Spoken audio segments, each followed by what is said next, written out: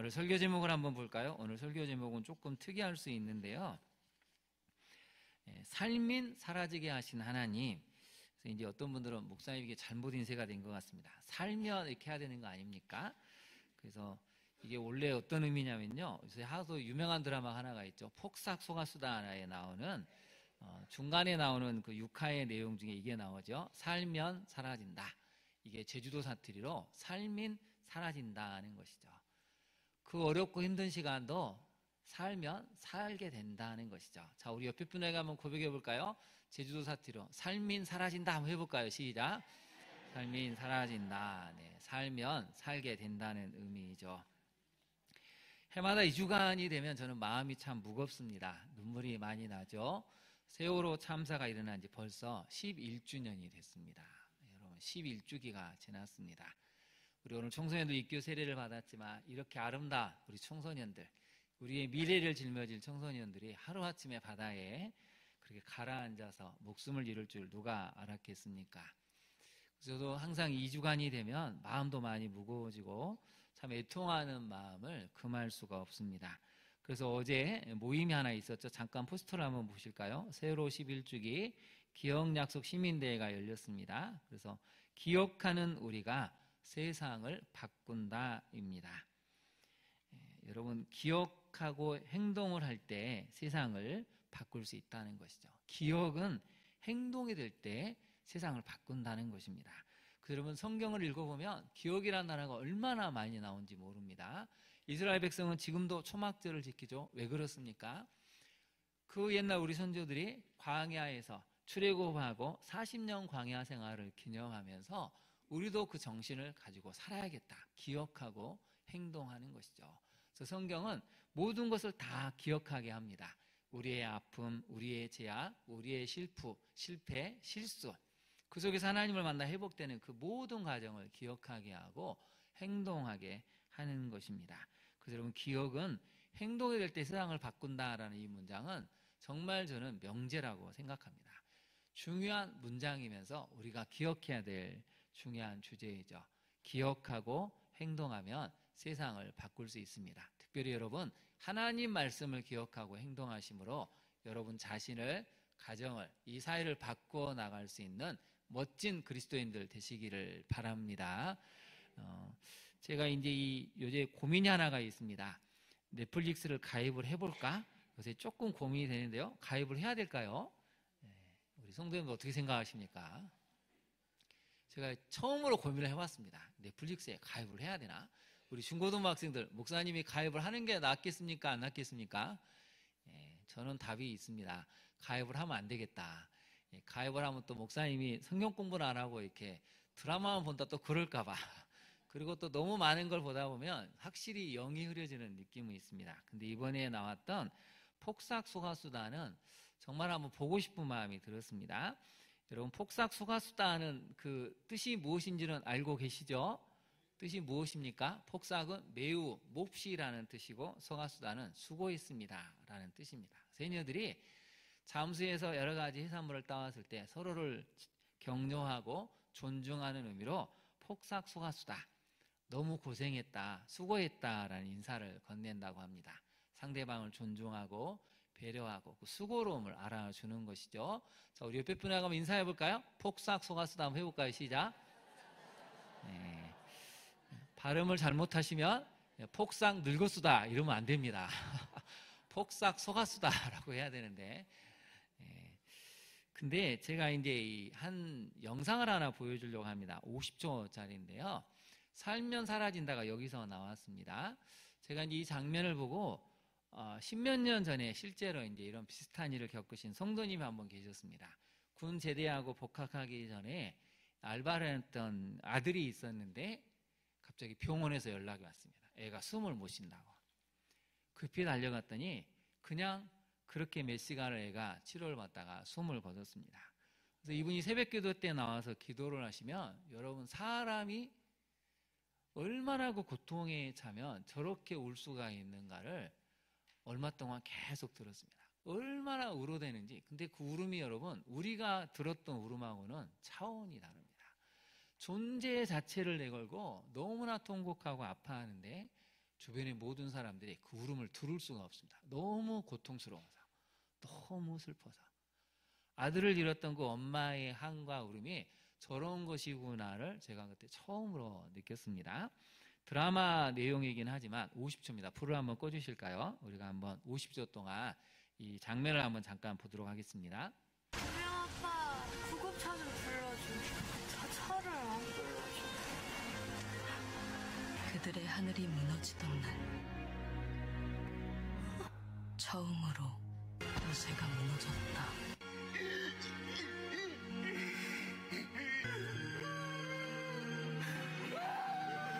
아비의 울음이 파도를 덮었다. 우리 집에 파티할 사람이 하나 없지. 무쇠는 자꾸 최면을 걸었지만 속으로는 원망했다. 아빠가 원망한 한 사람을 엄마는 30년 만에 알았다고 했다. 그날 죽대를 썰어 가지를 말걸 그러더라. 자식 앞세운 속을 말에 뭐해. 내놓고 울지도 못하는 속이야. 진작에 간장이 다 녹았지. 드라마긴 하지만 참 눈물 없이는 볼 수 없는 드라마죠. 저도 말씀을 준비하면서 너무 이른 나이에 세상을 떠난 또 아들을 따른 부모님들이 많이 생각이 났습니다. 너무 일찍 세상을 떠나보낸 자식들은 어떻게 보낼 수가 없죠. 가슴에 묻어야 됩니다. 근데 저는 그 말씀을 드리고 있습니다. 여러분 잘못이 아닙니다. 여러분 잘못이 아니고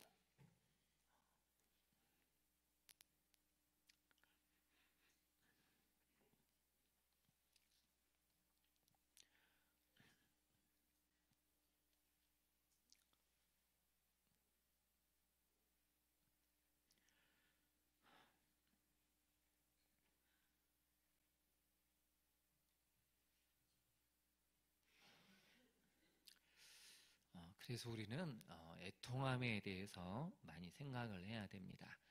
여러분의 잘못이 아니기 때문에 여러분 때로는 저렇게 울고 싶을 때 우십시오. 괜찮습니다.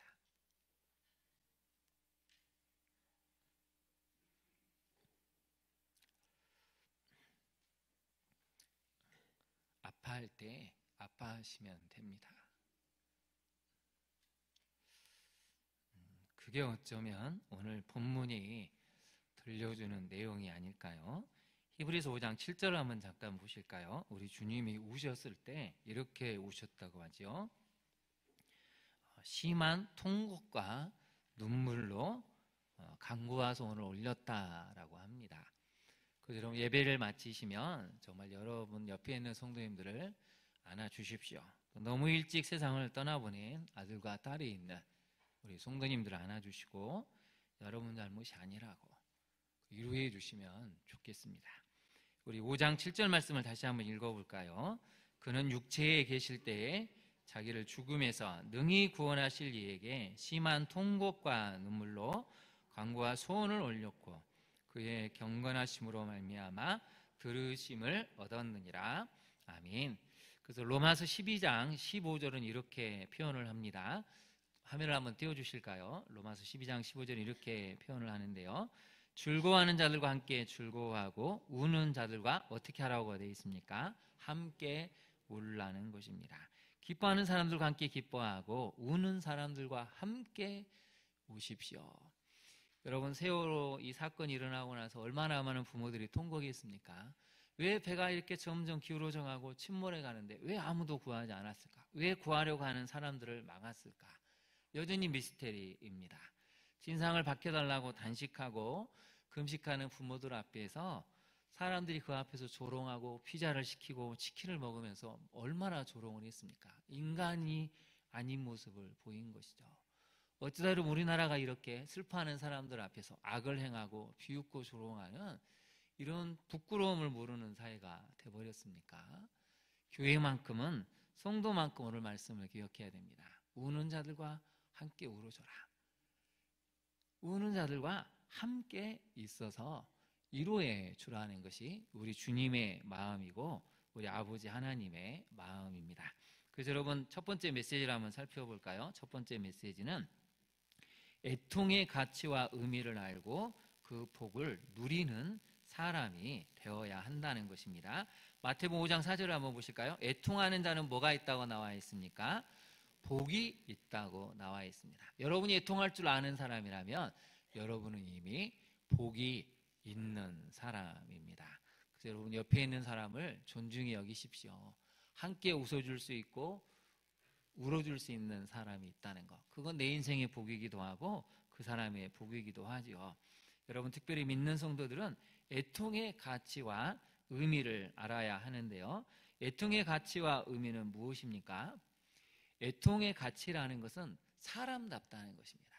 바로 내가 사람이기 때문에 하나님이 형상으로 창조된 사람은 당연히 슬퍼할 때 슬퍼할 줄 알고 기뻐할 때 기뻐할 줄 안다는 것입니다. 그래서 애통의 가치가 있는, 애통의 가치는 무엇이냐면 건강한 공동체, 건강한 사람, 건강한 다음 세대, 건강한 민족과 나라를 세우는데 그 가치가 있다는 것이죠.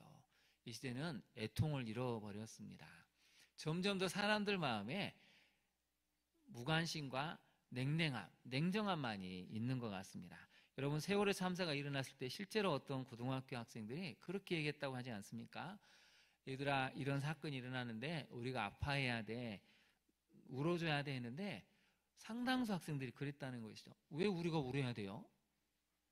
왜 걔들이 죽은 거하고 우리하고 무슨 상관이 있어요? 근데 저는 그 아이들 한편으로는 어느 정도 이해가 됐습니다. 시험만이 전부인 세상에서 자기도 힘든 것이죠. 애들 마음이 메말라 버렸습니다. 성적 위주의, 경쟁 위주의 삶을 살다 보니까 애들이 완전히 감성이 말라버려서 다른 친구들의 죽음에 울거나 웃을 수도 없는 아주 이상한 괴물과 같은 존재가 되어버렸다는 것이죠. 누가 이렇게 만들었습니까? 우리가 만들었다는 것입니다. 우리 세대의 잘못이 너무나 큽니다. 같은 청소년이 그런 비극을 경험했으면 같이 울어주고 아파했어야 될 우리 똑같은 또래의 청소년들이 그렇지 못한 아이들로 자라났다는 것은 우리 기성세대의 잘못이 너무 크다는 것이죠. 그래서 여러분 요한복음 11장 33절 35절 한번 볼까요? 우리 같이 한번 말씀을 읽어보겠습니다. 예수께서는 마리아가 우는 것과 함께 따라온 유대 사람들이 우는 것을 보시고 비통하여 괴로워하셨다. 예수께서 그들에게 물으셨다. 그를 어디에 두었느냐? 그들이 대답하였다. 주님, 와 보십시오. 예수께서는 눈물을 흘리셨다. 예수님은 보시다라는 단어를 쓰고 계시죠. 마리아가 우는 것을 보십니다. 함께 있던 마을 사람들, 그 유대 사람들이 우는 것을 보시고 마음이 너무 비통하시고 괴로우셨습니다. 나사로가 있는 무덤이 어디 있는지를 물어보시고 그 앞에서 눈물을 흘리셨죠. 예수님도 참 하나님이시지만 참 사람이셨습니다. 그래서 우리가 예수님을 본받는다는 것은 이렇게 눈물을 흘릴 줄 아는 사람이 되어야 한다는 것이죠. 적용을 한번 해볼까요?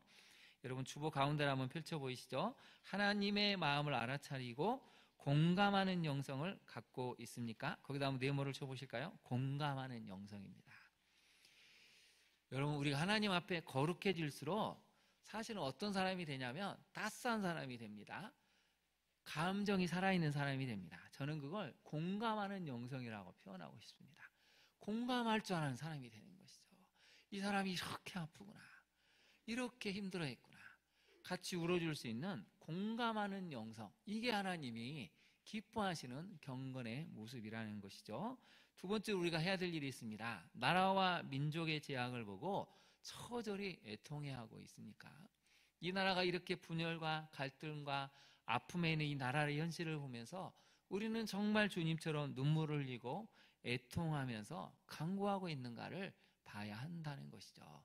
지금은 여러분 울어야 할 때입니다. 저는 어제와 날씨, 오늘의 날씨를 보면서 많은 고민이 됩니다. 이게 겨울인지 봄인지 가을인지 헷갈립니다. 우리도 헷갈리는데 자연은 어떻게 했습니까? 분명히 지금 봄인 것 같은데 이렇게 찬바람이 불고 영하로 떨어졌다가 다시 에어컨을 틀어야 됐다가 날씨가 혼란스럽습니다. 여러분 후쿠시마 원전소에서 계속 지금 방사능이 있는 물을 흘려보내고 있지 않습니까? 10년, 20년이 되면 어쩌면 바다 생물의 절반이 죽을 수도 있습니다. 기형인 이 물고기들이 나올 수도 있습니다. 물이 오염되면 그 그것이 구름으로 흡수가 돼서 방사능 비가 내리겠죠. 모든 식물을, 야채를 다 훼손을 시킬 겁니다. 우리 다음 세대는 뭘 먹고 살아야 됩니까? 아무것도 우리가 할 수가 없습니다. 이제 인간의 노력으로는 뭘 바꿀 수 없는 시대가 됐습니다. 그래서 여러분, 우리가 해야 될 일은 하나님만이 바꾸실 수 있으니 우리가 다음 세대를 위해서, 나라와 민족을 위해서 지금 애통해야 할 때입니다. 기도해야 할 때입니다. 여러분, 정말 얼마 남지 않았습니다. 우리 다음 세대의 미래를 놓고 정말 우리 주님처럼 눈물을 흘리고 기도하시고, 그래서 하나님이 다시 한번 우리와 우리 다음 세대를 살리실 수 있는 그 기회를 달라고 기도하셔서 그 기회를 하나님이 주시는 것을 볼 수 있는 우리 모든 성도님들이 되시기를 진심으로 소망합니다. 두 번째로 한번 살펴볼까요? 알고도 외면하고 불순종하는 어리석음으로 때늦은 후회의 눈물을 흘리지 않아야 합니다. 우리 성도님들 한번 답을 한번 해보시죠. 찬양대만 한번 먼저 답을 해볼까요? 0.5초 만에. 나는 단 한 번도 후회의 눈물을 흘려본 적이 없다. 맞습니까? 틀립니까? 네. 한 번도 나는 후회의 눈물을 흘려본 적이 없으시죠? 네, 그럴 거라고 믿습니다. 근데 우리는 살다 보면 후회의 눈물을 참 많이 흘리죠. 그래서 여러분, 대표적으로 한번 몇 사람을 살펴볼 텐데, 먼저 엘리사 선지자를 한번 먼저 통해서 살펴볼까요? 엘리사 선지자는 북이스라엘에서 57년 이상을 사역했습니다. 10년, 20년도 아니고 거의 60년 가까운 세월을 선지자로 있었죠. 북이스라엘 여호람 왕 때 12년, 예후 때 28년, 여호스 왕 때 17년, 그리고 엘리사 선지자가 세상을 떠날 때 왕이었던 요아스 왕 때 선지자 사역을 감당을 했습니다. 여러분, 그러면 하나님이 왜 이렇게 오래 사역을 하게 하셨을까요? 한 가지죠. 엘리사 선지자를 중심으로 나라가 뭉쳐라. 왕과 백성들이 한마음에 대해서 하나님을 따라라. 그래서 나라를 새롭게 하고 하나님의 구속사를 보여주라는 것입니다. 얼마나 대단한 선지자입니까? 죽은 사람을 살려내죠. 자신을 잡으러 왔던 군대의 눈을 몰게까지 했던 사람이 엘리사 선지자입니다. 도끼도 물속에서 떠오르게 했던 선지자죠. 이런 대단한 선지자가 지금 왕 앞에 있고 백성들 앞에 있으면 모든 백성들이 똘똘 뭉쳐서 하나가 돼야 되는데 어찌된 일인지 하나가 되지를 않습니다.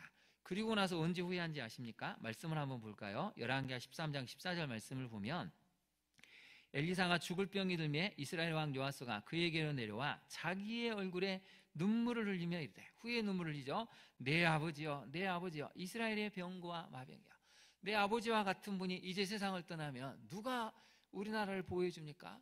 누가 왕인 나라를 지켜줄 수 있습니까? 뒤늦은 후회의 눈물을 흘렸다는 것이죠. 왜 그랬습니까? 아직은 괜찮으니까. 아직은 괜찮을 거야. 문제가 생기면 엘리사 선지자가 해결해 주겠지. 막판에는 늘 해결해 줬으니까 이번에도 문제가 생기면 해결해 줄 거야 하고 계속해서 개혁을, 회개를 하지 않았다는 것입니다. 그러다가 한순간에 엘리사 선지자가 세상을 떠난 다음에 약 60년 만에 북이스라엘은 완전히 멸망을 하고 맙니다. 또 하나의 인물이 있죠. 히브리서 12장 15절에서 16절을 보면 에서가 나오는데요. 말씀을 한번 살펴볼까요? 음행하는 자와 혹 한 그릇 음식을 위하여 장자의 명분을 판 에서와 같이 어떤 자가 없도록 살피라고요. 망령된 자. 성경은 에서를 망령된 자라고 합니다. 왜 그렇습니까? 너희가 아는 바와 같이 그가 그 후에 축복을 이어받으려고 눈물을 흘리며 구하되 버림바가 되어서 회개할 기회를 얻지 못했기 때문입니다. 여러분, 우리 인생은 살다 보면 기회가 여러 차례 옵니다. 근데 그 기회를 못 잡고 놓쳐버리고 뒤늦게야 왜 그랬을까 후회하게 되죠. 그래서 여러분, 두 가지를 우리가 기억을 해야 되는데 메모를 한번 해보실까요? 이것만 잘 붙들면 여러분 절대 후회의 눈물 앞으로 흘릴 수가 없습니다. 써보실까요? 첫 번째는 하나님의 뜻이고요. 두 번째는 하나님의 사람입니다. 하나님의 뜻이 분명하게 여기에 있는 줄 알면 절대 우리는 여러분 후회의 눈물을 흘릴 일이 없습니다. 하나님의 뜻이 아니고 내 뜻을 쫓아가니까 후회의 눈물을 흘리게 되죠. 두 번째는 하나님의 사람을 붙들어야 한다는 것입니다. 요아스 왕처럼 엘리사 선지자를 꽉 붙들었으면 절대 후회의 눈물 안 흘렸을 텐데 자기 욕심을 쫓느라고 그렇게 오랜 세월 동안 사역했던 엘리사 선지자를 외면하고 문제 때만 엘리사 선지자를 찾은 것이죠. 그래서 여러분 앞으로 두 가지를 꼭 붙드십시오. 하나님의 뜻을 붙드시고 하나님의 사람을 붙드십시오. 그건 목회자일 수도 있고 옆에 있는 성도님들일 수도 있습니다. 여러분의 남편 아내일 수도 있죠. 그래서 여러분 이 시간 한번 고백해 볼까요? 옆에 성도님들한테 당신을 꼭 붙들겠습니다. 한번 해보시죠. 시작. 당신을 꼭 붙들겠습니다. 옆에 있는 성도님들이 하나님의 사람이니까 여러분 하나님의 사람이 성도님을 꼭 붙들면 후회할 일은 없습니다. 여러분들이 하나님의 사람으로 잘 서 있으면 절대 후회의 눈물을 흘릴 그런 기회를 막아주고 차단해주고 옳은 길로 돌이키게 할 수 있다는 것이죠. 적용을 한번 해볼까요? 여러분 알고도 외면하고 불순종하는 영역은 없습니까? 분명히 우리는 알고 이거 하면 안 되는데 하지만 욕심이, 집착이, 충동이 자꾸 우리를 몰아가죠. 또 주변의 사람들이 그게 괜찮아 하니까 알고도 외면해서 불순종할 때가 얼마나 많습니까? 잃어버린 기회를 뒤늦은 후회와 눈물로 아쉬워하고 있지는 않습니까? 여러분 이제 더 이상 죄책감을 갖지 마시고 죄의식을 갖지 마십시오. 과거는 과거일 뿐이고 우리는 뭘 해야 되죠? 이제 미래를 향해서 나아가야 됩니다. 하나님 앞에 회개했으면 이제 앞을 보고 다시는 때늦은 후회의 눈물, 다시는 이런 후회의 눈물, 잃어버린 기회 때문에 아쉬워하지 않고 앞으로 갈 수 있도록 하나님의 뜻을 분별하고 하나님의 사랑과 함께 더불어 그 기회를 붙잡을 수 있는 우리 성도님들이 되시기를 바랍니다. 그게 바로 하나님이 우리에게 원하시는 삶이라는 것이죠. 세 번째 메시지를 한번 살펴볼까요? 같이 한번 읽어보겠습니다. 시작. 주님처럼 우리가 흘리는 애통의 눈물은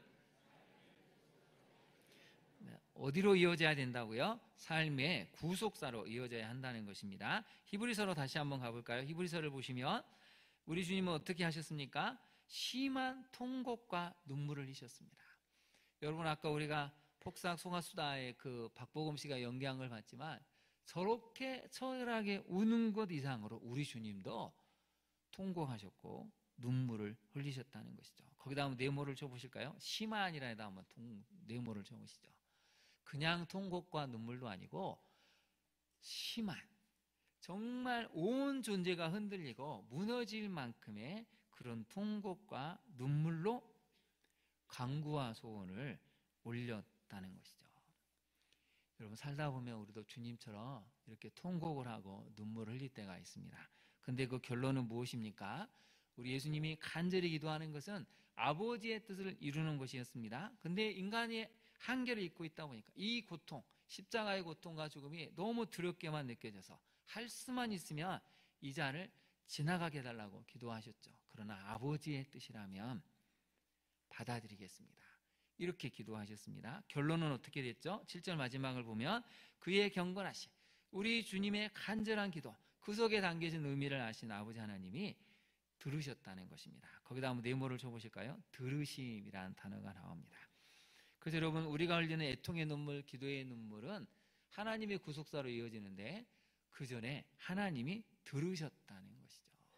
여러분의 통곡과 눈물을 우리 하나님은 듣고 계십니다. 그래서 여러분 사실은 적용을 한번 해볼까요? 1번을 보시면 순종인데 어떤 순종이죠? 어려운 순종입니다. 우리 성도님들 한번 질문에 답을 해보실까요? 순종은 어려운 것입니까? 쉬운 것입니까? 네. 어려울까요? 쉬울까요? 여러분 개인한테 한번, 여러분 개인에게는 순종이 어렵습니까? 쉽습니까? 네, 저는 여전히 어렵습니다. 여러분 쉬운 순종은 없습니다. 우리 청소년들 한번 어때요? 우리 청소년들은 엄마 아빠가 지켜보고 있으니까 안 되겠구나. 아무튼 속으로 답을 해보세요. 청소년들은 엄마 말을 순종하기가 쉽습니까? 어렵습니까? 네, 속으로 아마 답을 다 했을 것 같습니다. 저도 청소년 시절에 보면 엄마 아빠 말을 듣기가 왠지 본능적으로 저항이 일어나더라고요. 여러분 하나님 말씀을 인간은 본능적으로 저항하게 되어 있습니다. 근데 우리가 예수 그리스도를 믿는 순간 이제 순종해야겠다는 것은 알죠. 그래서 그럼 1번에다 네모를 쳐보실까요? 어려운 순종입니다. 어려운 순종. 우리 주님도 십자가 죽음이 그렇게 힘드셨다는 걸 보여주셨죠. 순종은 쉬운 게 하나도 없지만 그러나 이 어려운 순종 앞에 우리는 뭘 해야 되죠? 눈물로 갈등하며 씨름을 해야 되는데 두 번째를 같이 한번 읽어볼까요? 시작. 내면의 갈등을 기도하는 가운데 구속사를 위한 순종으로 해결합니까? 거기다 네모를 쳐보실까요? 기도하는 가운데. 그죠, 여러분? 기도하면서 순종할 수 있는 힘을 길러야 됩니다. 우리 주님도 순종하시기 전에 그렇게 처절하게 기도하셨습니다. 기도하심으로 힘을 얻으셨고 용기를 얻으셨고 드디어 그 길을 걸어가실 수 있는 것이죠. 그래서 여러분 앞에 어려운 순종이 있다면 생각만 해서는 안 되고 기도하셔야 됩니다. 그럼 하나님 힘을 주시고 어디로 이끄신다고 하셨죠? 구속사를 위한 순종으로 이끄신다는 것입니다. 거기다 한번 별표를 해보실까요? 구속사를 위한 순종. 그래서 우리의 모든 순종은 결국 나를 살리고 배우자를 살리고 우리 자녀를 살리고 나라와 민족을 살리는 순종으로 가게 된다는 것입니다. 이 한 주간은 고난주간입니다. 여러분 어떤 눈물을 흘리고 계시고 통곡하고 계십니까? 그 눈물과 통곡 속에 우리 주님을 만나시고 이제 다시는 과거에 잃어버린 기회 때문에 후회하는 게 아니라 앞으로 주실 기회를 바라보면서 용기를 내시고 걸어가시기를 바랍니다. 또한 여러분의 순종은 모두를 살릴 수 있는 구속사의 순종이 되어서 올 한 해가 마쳤을 때에는 하나님이 하셨습니다. 하나님 은혜 덕분입니다 라고 고백하여 구속사가 더욱 여러분 인생에 찬란하게 꼽힐 수 있기를 진심으로 축원합니다. 우리 시간 함께 기도하도록 하겠습니다. 오늘 주신 말씀을 생각하고 특별히 여러분 세월의 참사 11주기가 되었습니다. 자식을 잃은 부모들 하나님 위로해 주십시오. 또 뜻하지 않은 사건으로 사고로 자녀를 잃은 우리 성도님들이 계시는데 그 마음의 위로를 달라고 하늘의 소망으로 일어설 수 있게 해달라고 기도해야 되겠습니다. 한국교회와 성도들이 애통하는 성도들 교회가 되게 해달라고 무엇보다도 정말 우리가 후회의 눈물을 흘리지 않도록 앞으로 주신 기회를 꼭 붙들고 구속사를 위한 순종하러 나아갈 수 있게 해달라고 우리 시간 주님의 이름을 3번 부른 다음에 간절히 기도하도록 하겠습니다. 주여 주여 주여. 이 시간 간절히 간구합니다. 주님, 이 땅에 많은 부모들이 자식을 잃고 슬퍼합니다. 태어날 때 자녀를 잃은 부모가 있습니다. 세월호 참사처럼 눈앞에서 배가 침몰해 가는데 자식을 구하지 못하는 그 아픔과 상처가 있어서 지금도 그 슬픔에 헤어나지 못하는 우리 부모들도 있습니다. 사건으로 사고로 인해서 뜻하지 않게 자녀를 잃은 부모들을 주님 누가 위로해 줄 수 있겠습니까? 그 애통함 속에 주님 찾아가 주시고 위로하여 주시고 일어설 수 있는 용기를 주옵소서. 앞으로 살아갈 나날들이 부활에 대한 소망을 가져서 다시 한번 삶의 용기를 되찾고 하나님 다시 만날 날을 꿈꾸며 일어설 수 있는 모든 아픈 부모들을 이 시간 치유하시며 위로하시며 설 수 있는 용기를 주시기를 소망합니다.